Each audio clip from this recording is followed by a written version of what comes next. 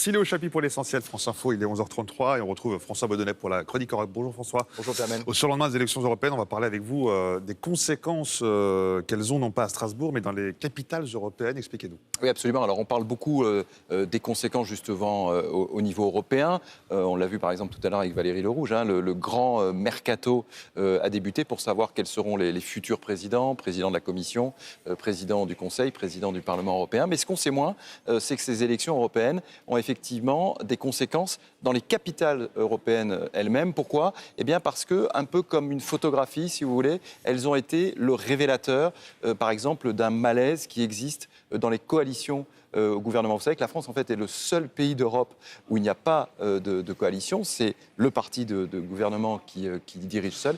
Dans d'autres pays, et la plupart des pays d'Europe, c'est tout à fait différent. Et souvent, ces coalitions sont en difficulté. On va commencer par le sud de l'Europe, avec la Grèce, par exemple. Absolument. On commence avec le sud de la Grèce, avec le parti Syriza, avec Alexis Tsipras, qui est le Premier ministre grec depuis 4 ans. Et c'est lui qui a géré la crise entre l'Union européenne et son pays. Eh bien, il a perdu ces élections. Et donc, il y a des élections législatives anticipées le 2 juin qui se dérouleront en Grèce. Et on verra s'il a une chance d'être réélu. Alors, parlons de la Grèce, ça bouge aussi pas mal en Italie, François.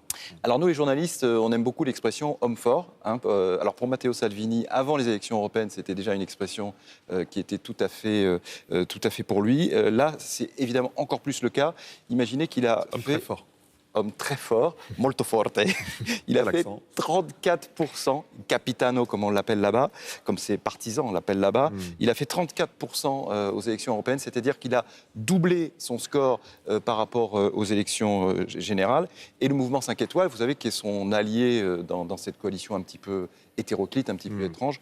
Au contraire, lui n'a fait que 17%. Et maintenant, la question qu'on se pose sur l'Italie, c'est jusqu'à quand, justement, cette coalition va tenir ? Est-ce que Matteo Salvini n'aurait pas intérêt à renverser la table, à retourner aux élections, de façon à être élu et avoir les coups des franches ? Alors, plus au nord, à présent, François, l'Allemagne, où la coalition autour d'Angela Merkel bat de l'aile, il faut dire. Alors, en Allemagne, il y a la GroKo, la grosse coalition. La grande coalition, c'est la CDU et le SPD, donc en gros, la gauche et la droite. Et en fait, ces deux partis sortent très affaiblis de ces élections.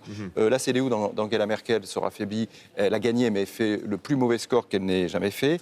Le SPD, lui, a quasiment disparu des radars. Et donc, la question se pose de savoir si ce SPD va pouvoir rester dans la coalition. Ils vont se réunir en septembre pour décider.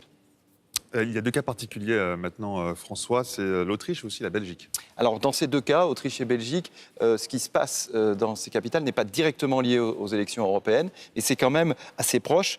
En Autriche, le PPE de Sebastian Kurz, ce jeune chancelier de 32 ans, est arrivé en tête, est arrivé largement en tête. C'est une très grosse victoire européenne, mais il a été renversé par la gauche et par l'extrême droite. Alors, il y aura des législatives anticipées en septembre, et il a toutes ses chances parce qu'il est extrêmement populaire. Donc on assiste quelque part, François, à une recomposition du paysage politique dans chaque pays, un peu en Europe, recomposition aussi au sein du Parlement européen. C'est ça, exactement. En fait, on savait qu'au sein du Parlement européen, historiquement, ce sont 2 partis, le PPE et les socialistes, qui menaient la danse depuis 1979, depuis le début du vote au suffrage universel. Là, les choses ont changé, ce n'est plus possible pour eux. Il va falloir que sur chaque texte, plus qu'avant encore, ils fassent des alliances. Et donc, cette recomposition est en marche dans les capitales européennes et à Strasbourg.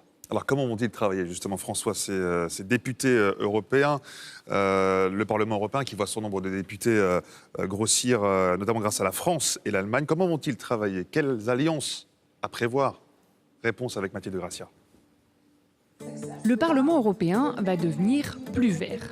Il y avait une 50aine de députés avant, maintenant ils vont être près de 70. La France et l'Allemagne, elles vont fournir le plus gros contingent. Mais comment est-ce qu'ils vont travailler ? Yannick Jadot, en France, il refuse la main tendue de François de Rugy, qui lui propose de s'allier avec les centristes libéraux. Mais on ne va pas faire de coalition avec les libéraux. Si à un moment donné, quand on se bat sur les énergies renouvelables ou quand on se bat sur la réforme de la PAC, ils viennent sur nos positions tant mieux. Bon, c'est vrai que d'un point de vue politique français, ça serait mal vu de s'allier avec La République En Marche. En Allemagne, c'est bien différent. Les Verts n'hésitent pas à gouverner avec les conservateurs. C'est le cas dans 3 gouvernements régionaux. Avec le temps, leur discours a changé et il est donc plus modéré aujourd'hui qu'en France. Effectivement, ils sont moins radicaux et moins clairement anticapitalistes que peuvent ne l'être d'autres partis verts en Europe, au Danemark par exemple, aux Pays-Bas ou en France. Mais au niveau européen, les Verts français et les Verts allemands, ils défendent bien les mêmes idées. Il y a tout un travail quand même qui est fait par le Parti vert européen, donc qui est une structure qui chapeaute ces 2 partis. Et d'ailleurs, ils travaillent ensemble au sein du Parti vert européen. Il y a des réunions souvent, des fois ça frite un peu sur les questions de la dette par exemple, ils peuvent ne pas être d'accord. Mais en réalité, le groupe des Verts au Parlement européen est très homogène en fait. C'est le groupe dont les députés votent le plus souvent la même chose. Donc au Parlement européen, pas question de défendre les mesures économiques libérales pour les Verts.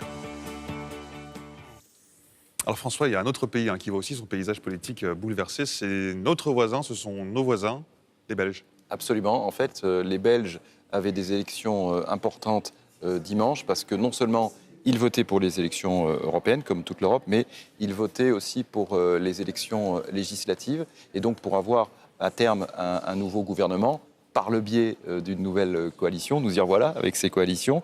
Et figurez-vous que la Belgique vote traditionnellement à droite au nord, en Flandre, et traditionnellement à gauche au sud, c'est-à-dire en Wallonie et à Bruxelles. Et là, ce qui s'est passé, c'est que la Flandre a voté à l'extrême droite et le sud a voté à l'extrême gauche. Et donc, il va être très difficile de former un nouveau gouvernement. Merci beaucoup, merci infiniment François Baudonnet pour la chronique Europe, pour rester avec nous. Direction la Maison Ronde, l'essentiel de l'actu en 90 secondes à 11h40 et on se retrouve juste après bien sûr.